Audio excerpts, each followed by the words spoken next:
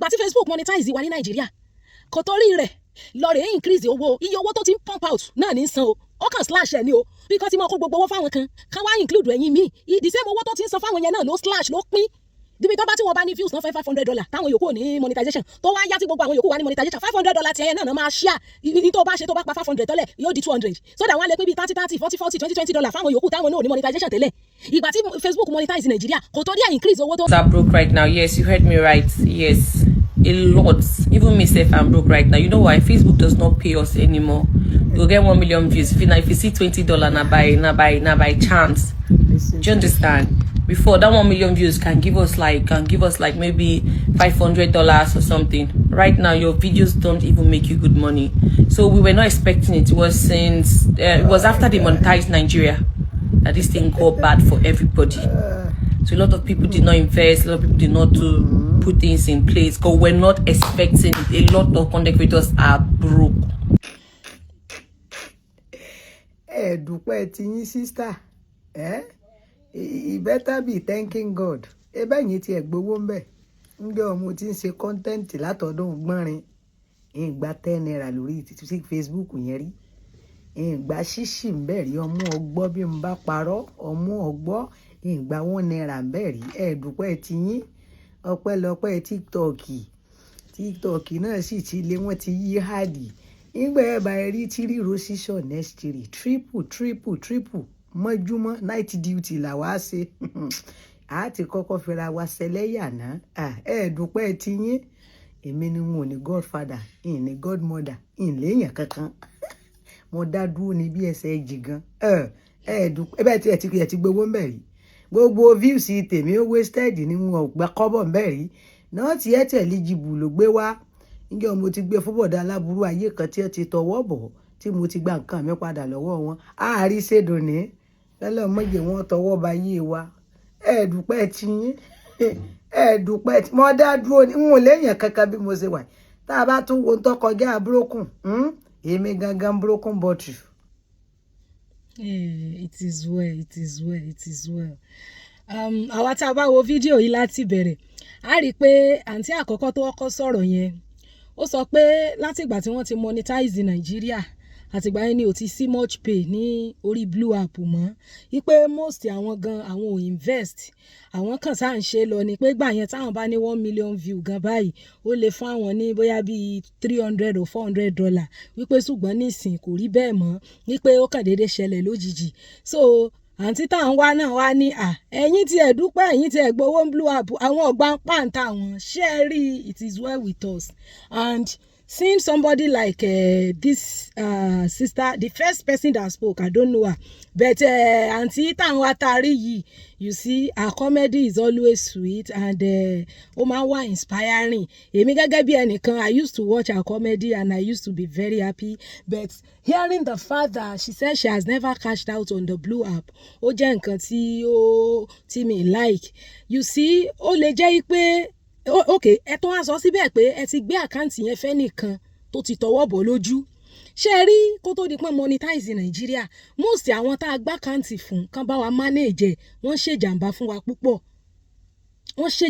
wa púpọ̀ even tẹ́ bá sọ pé ẹ tún ṣiṣẹ́ lórí page yẹn gan tó bá yẹ pé ni ẹ ti set up monetization sí page yẹn àkáǹtì tó bá ti ọkọ̀ wọbẹ̀ kì í ṣe edit this might not be that convenient but it is better bóyá kẹ́ build another page. Thank God you are not starting from the scratch, you are starting from experience. Gbogbo àwọn old videos yín náà lẹ máa kó sí new page yẹn. Tẹ́ bá build page mi, kò ní ní restriction, kò ní ní problem kankan. Ó dẹ̀ máa tètè wà, monetize, á tètè grow. Sincerely, nǹkan tí mo sọ fún Queen Afo nìyẹn. Nígbà tán wá ń gbà yẹn nígbà tán sọ̀rọ̀ nípa monetization náà ni I said build another page. Ṣé ẹ rí building page is not that easy. But for upcoming, you are not upcoming. You have been here. Because you can't be doing this much and you say you have not been paid on blue app. You know, when you build another page, share post here lábẹ́ àwọn old page 30 ní. A grow. Our target fans are follow a share. So that one kò ní any problem. Most àwọn ẹni tẹ́ ló ti tọwọ́ bọ̀ lójú yẹn sìn You don't know, even when you continue to labor on that page, the money might be going to that person. That is it. Then TikTok yẹn náà, TikTok náà ń fojú wa rí o. Láti bí 3 weeks nísìn tí n bá ń ṣe live lórí TikTok, ó máa gbé restriction lé ni. Kò ní jẹ́ káwọn fans mi send the gift. Kò tiẹ̀ ní jẹ́ kí live yẹn ní visibility. Mo ti ẹ̀ suggest pé bóyá àwọn haters non flag mi àbí bóyá that page has been reported, kò tiẹ̀ yé mi. Mo ṣe ń béèrè lọ́wọ́ Mr. Jekad ni wípé this is the challenge I'm going through. So even that TikTok, our Nigerians, can get paid through views on TikTok. We only get paid through gifts. Tá bá wà lórí live stream.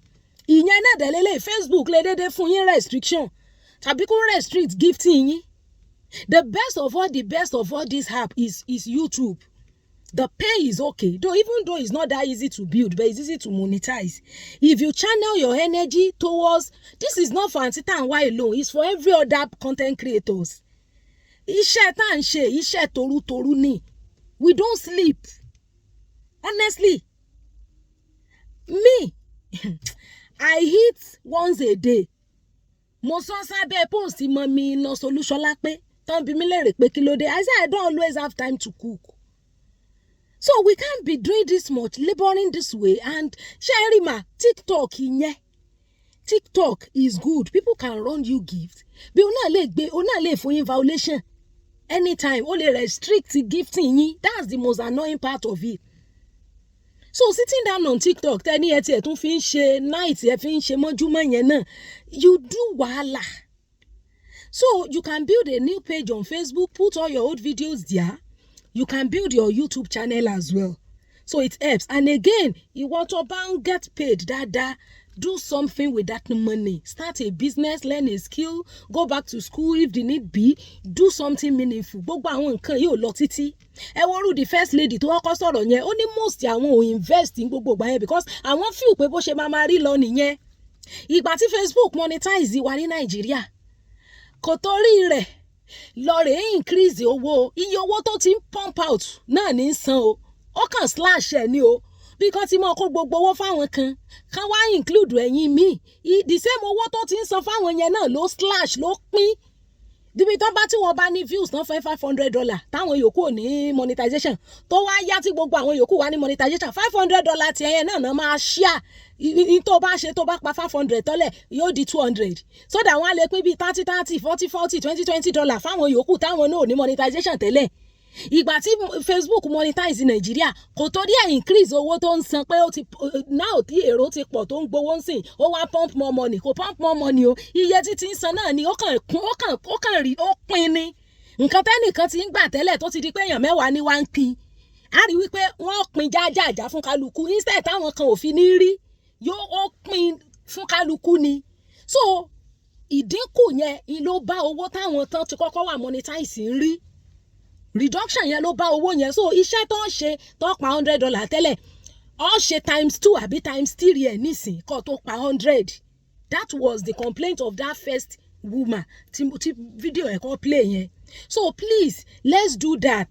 You can build even when you have page. Ẹ wo first page mi tí ó wà suspended àbí disable yẹn sìn.